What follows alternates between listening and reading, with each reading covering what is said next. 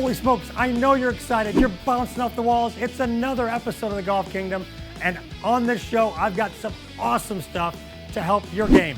Let's see what's going on here on the Golf Kingdom. Starting off, we're gonna build it. I'm gonna help you build a better top of the backswing. I'm gonna help you understand what's right and what's wrong as it relates to your golf club. Then we're gonna jump right to fitness with Leanne and find something to help your body and your game.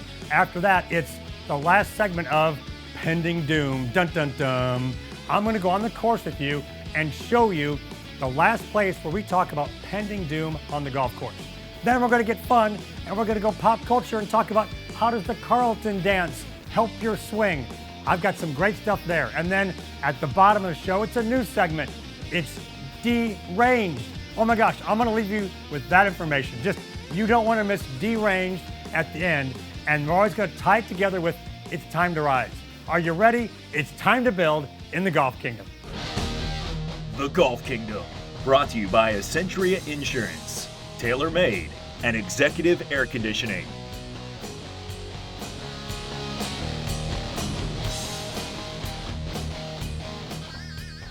Okay, it's time to get started. It's time to build in the Golf Kingdom.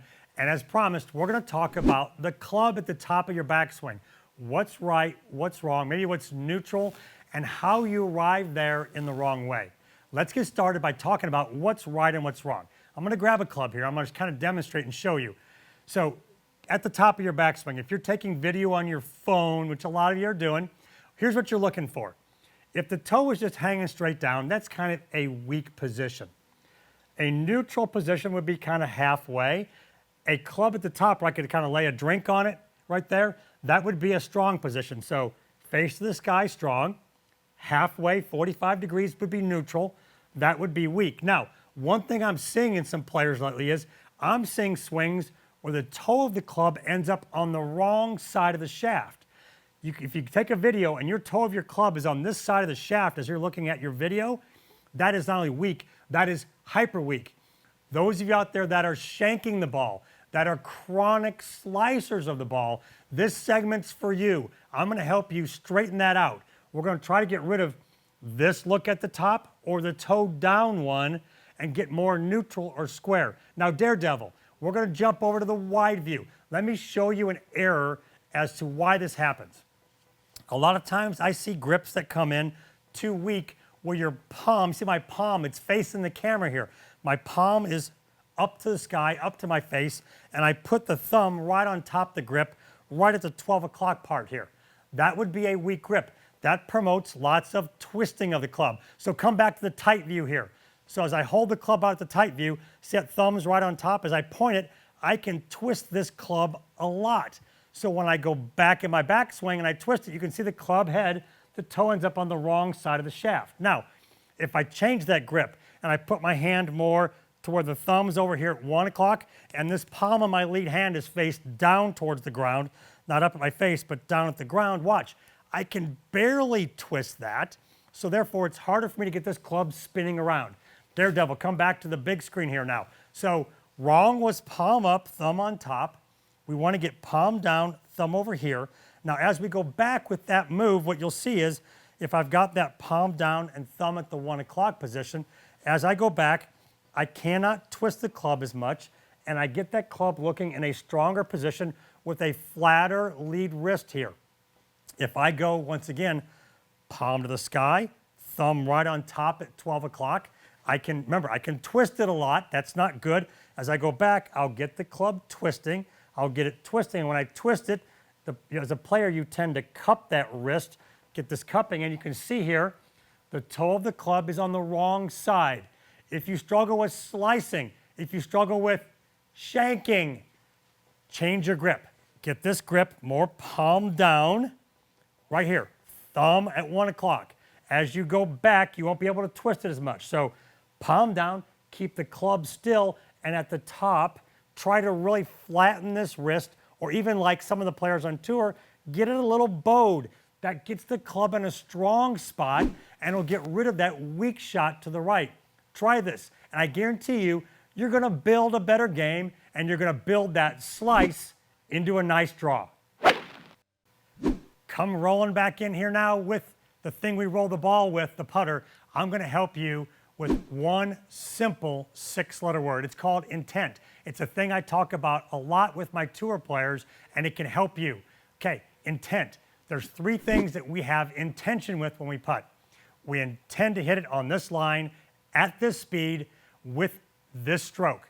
Let's talk about number 1, line.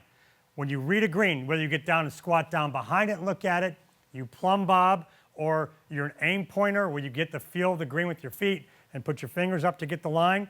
Once you figure your line out, that's the intended line I'm going to hit it on. Simple thing. You decide the line, that's what it is, and we intend to hit it on that line. Number 2 thing is speed. Now, speed is how hard am I going to hit it on that line to get it to go in? And then we have an intent of hitting at that speed. Now, how do we find speed? Well, we practice and get speed, but we also, before we hit the putt, we get set up and we feel ourselves take practice strokes, 1 or 2 or 3 of them, never more than 3, to get a feel for how hard are we going to hit this putt on our intended line. So number 1 intent is this line. Number 2 intent is I'm going to hit it at that speed. And however you figure out speed, whether you take practice strokes physically or you stand here and you mentally feel yourself take them and walk in and hit it, either way, you got to feel the speed you're going to hit it. Now the last one is the stroke. It's the mechanics. I'm going to intend to hit it on that line at that speed with this stroke. And we're going to use some data to talk about this. Now, the data on the screen, we're going to focus, let's say, on backstroke time here. This backstroke time number says 0.70. Let's just say you were collecting data and you went, oh, it's a little slow. My stroke's getting a little slow and creepy. You know, we don't want to be creepers. Now you want to pick up the pace of your stroke. Daredevil, let's come to the low view here. I'm going to hit a putt, and my intent is I'm going to take a little quicker stroke here going back. I'm going to try to pick up my pace a little bit, hit it a little quicker. Oh, just graze the edge. Let's look at my numbers here. Okay, look, my intent was I was going to come in quicker with my backstroke, and I did. Instead of 0.70, I was 0.46. Whether or not it went in or not, I did what I intended to do. That's the key with the stroke. One more here. Let's just say I was working on backstroke rotation. That last one was 2.3, and I want to get a little more rotation in my backstroke. Go back to the low view here, Daredevil. As I go back, I'm going to try to get a little more backstroke rotation. Come through. It's going to go, oh, just off the left edge. So 8.3 backstroke rotation. I did what I intended to do. That's what I need you to do. 3 intentions. Intended line, intended speed, and take your intended stroke. If it misses, at least you did what you intended to do. Nothing is worse than getting over a putt and saying I'm going to hit it this speed and then not doing it. Simple 6-letter word, intent. Do what you intend to do, and I guarantee you, you hit better putts and make more putts out on the golf course. In the Golf Kingdom, we're about fitness, and these bright lights make me dehydrated in studio, so I'm always drinking water to hydrate up, and I'm always taking care of myself. And we've got my girl from PT Solutions, Leanne, here to help us with our games. Hey, Leanne, what's going on? Hey, Rob, I'm excited to be with you. We're excited to hear what you've got from PT Solution headquarters to help our games. What's going on? Okay, guys, today we'll be talking about tennis elbow. It's also called lateral epicondylitis. And so I grew up around tennis my whole life. I've played tennis for many years, and a lot of us have got tennis elbow or have had it in the past. But it also applies to some golfers, and they usually get it on the lead side of their arm. And so this is usually when we don't have enough radial deviation and we go into some wrist extension repetitively over time. And this can cause some irritation to the tendon of the wrist extensors. And so this is important that we tackle it, because over time it could get painful even to grip something. And so that would really mess up your golf game. And so one thing that we would do if you came into the clinic with PT Solutions is you would work specifically on radial deviation. And so there's many ways that we could do this. We could do it supported onto a countertop, or you could do it free floating. Make sure you have really good posture as you go, and you would just take like a 5-pound weight and you would work into this plane of movement. And so once you have really great strength into this plane, you're most likely not going to overcompensate with wrist extension, and you'll keep your right radial deviation. And so that's your Golf Kingdom fitness tip to help your game. Leon, that's awesome. I've been doing that with my water bottle here. Be sure you do this to help your wrist, maybe your drinking game too, and be sure to go out there and visit PT Solutions for all your fitness needs.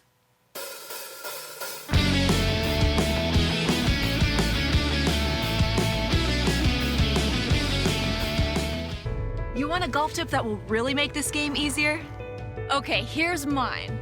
The fastest way to get good is by finding a great coach.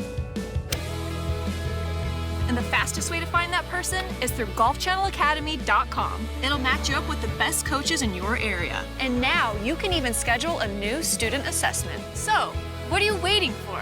Schedule a training session with your local coach, Rob Strano from Strano Golf Academy in Destin, Florida at stranogolf.com. Welcome back to the Golf Kingdom, and it's our final segment on pending doom.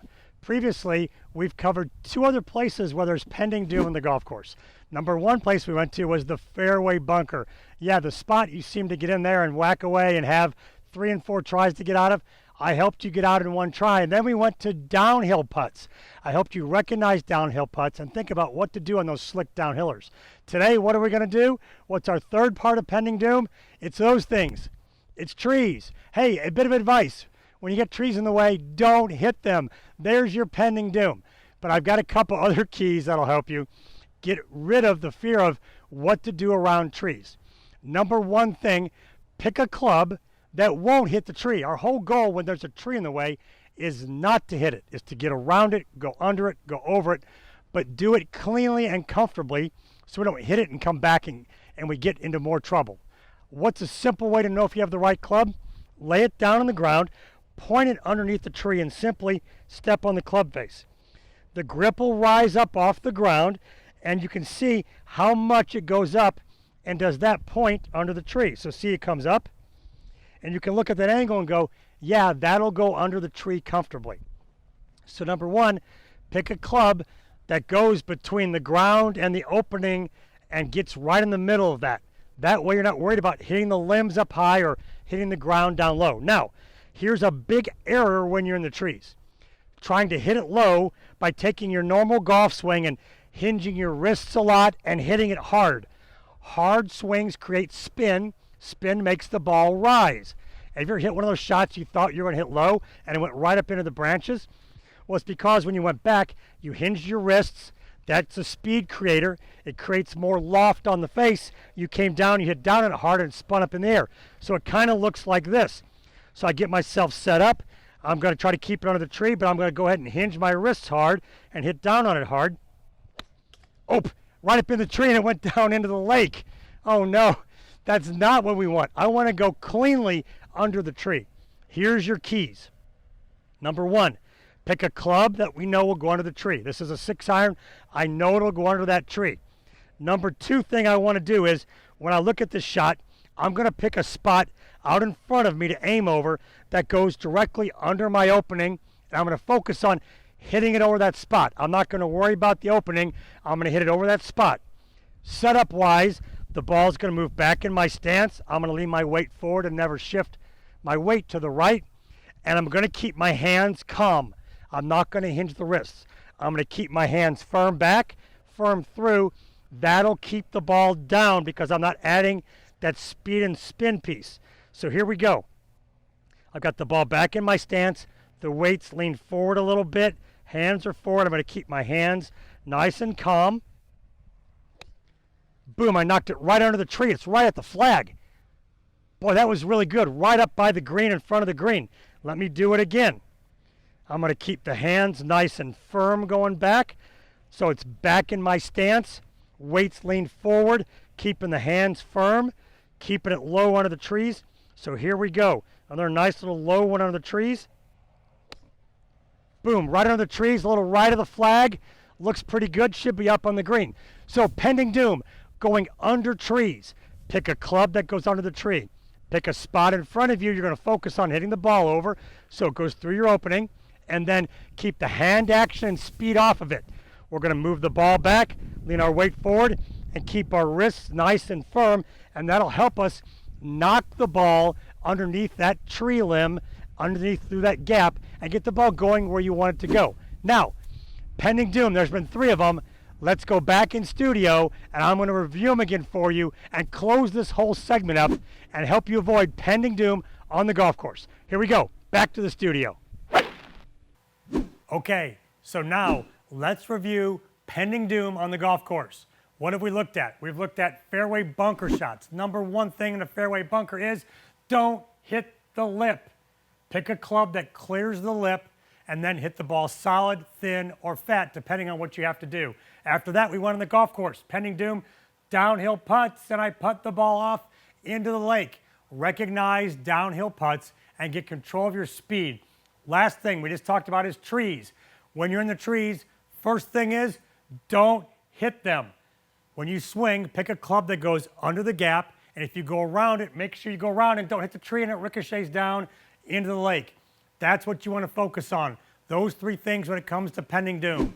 You've got the fairway bunkers, the downhill putts, and the trees. We've covered some great things to help you avoid dun dun dun pending doom on the golf course.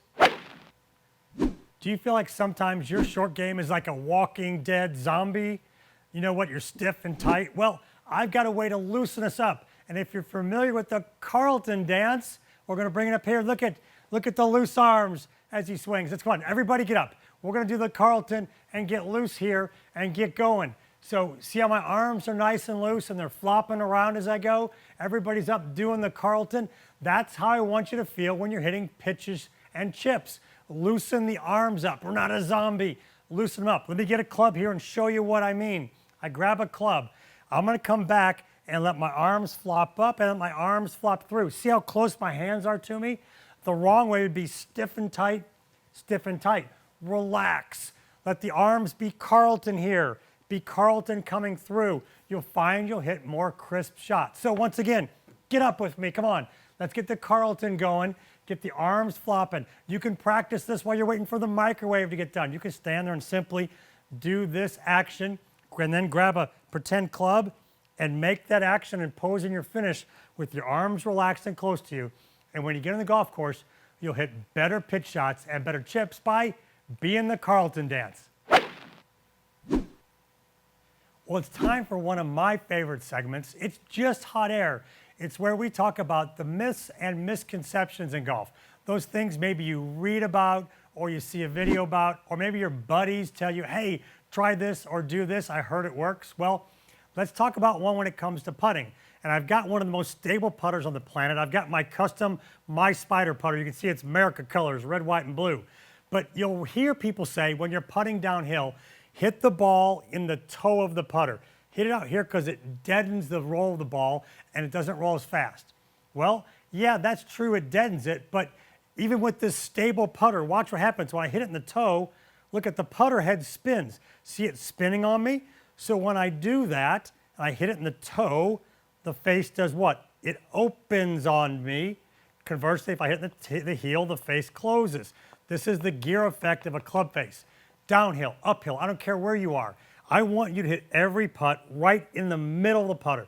Hit in the middle and control how far the ball goes by how soft or firm you hit it. If you're going downhill, you know what? I'm pretty confident I can and you can take the putter back that far and hit the ball so it goes that far and rolls the right speed. Myth and misconception. It's just hot air. Do not hit putts in the toe and make your putter spin around on you. This has been a great segment brought to you by my friends at Executive Air. See them for all your heating and cooling needs.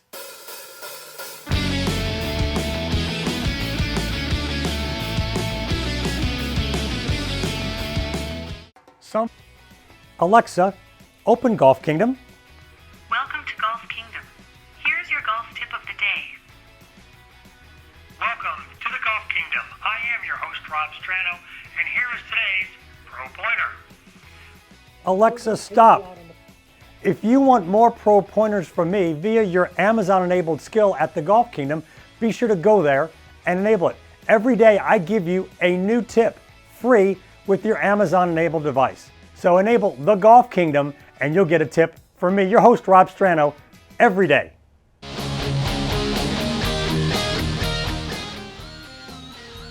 Tell you what, everybody out there I talk to is an equipment nerd, and it's our TaylorMade equipment segment, and I'm going to talk to you about your grips. Now, I have a putter grip and an iron grip here, and we're going to talk about these grips, how do you fit the right size, and a don't do in a grip. Now, here's an interesting thing about the grip that most people don't know. It has two different pieces to it. This piece right here that's black on the grip is called the cap. On the regular iron grip, you can see the white lines here on the grip. Those represent the cap of the club. You never grip the club in the cap. I will never ever grip a putter where I hold it on the very end like that. I'll never grip an iron where I have it on the very end like that.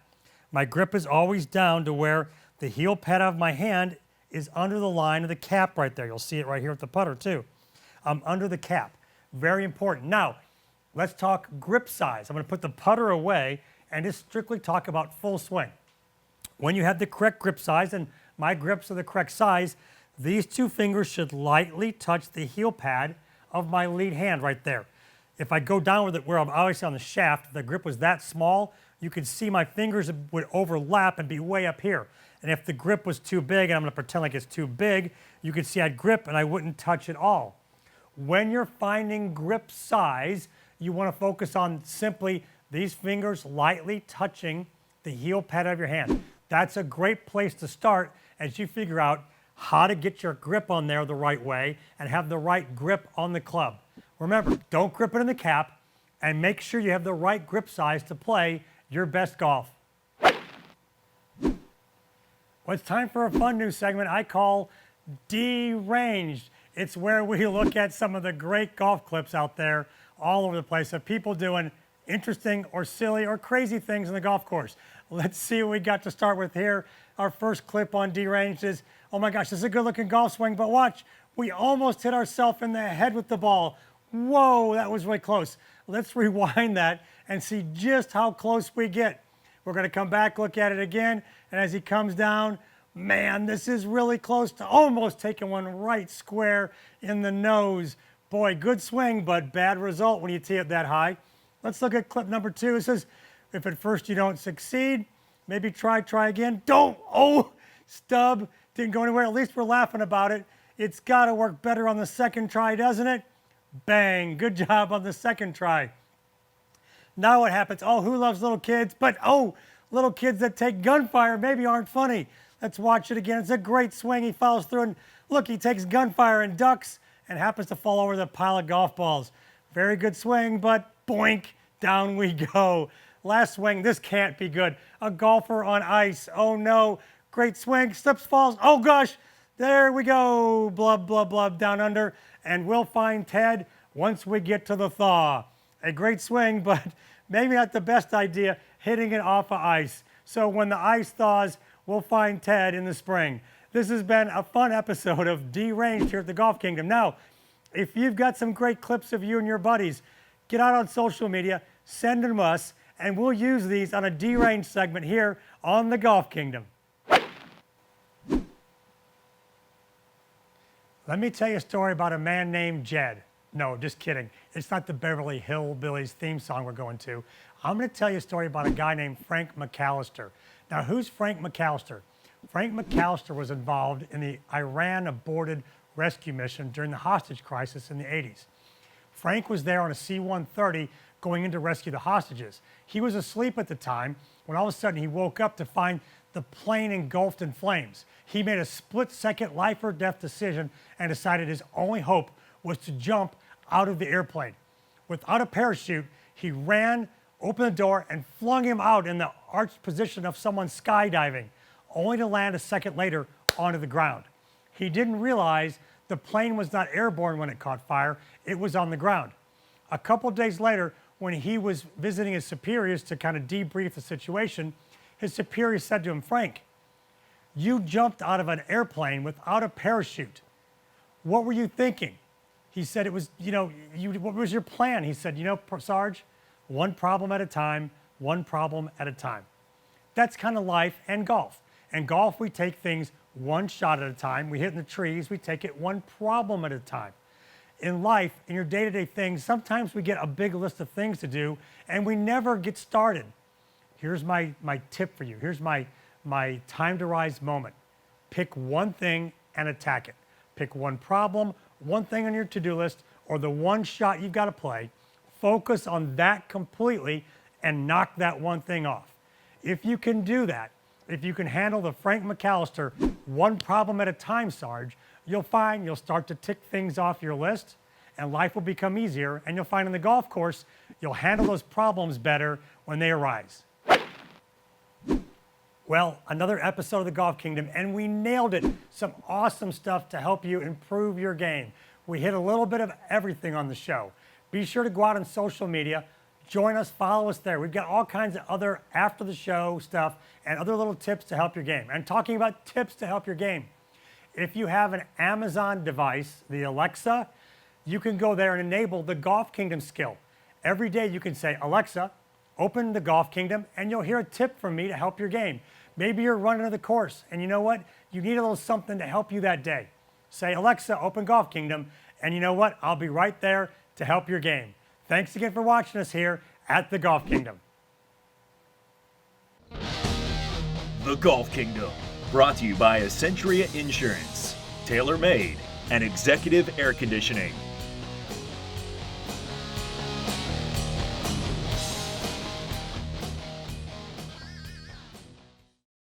Do you struggle with your hands being too active when you putt? Well, Fusion Dynaline Training Aid is what you need to putt better. It clamps on your putter, you drop your alignment stick in the training aid, you put the training trident on the top of it, and then it touches your body and locks your stroke in place. It's impossible to wiggle your hands. Get Fusion Dynaline to control your stroke. Visit FusionPutting.com, place your order, and get free shipping today.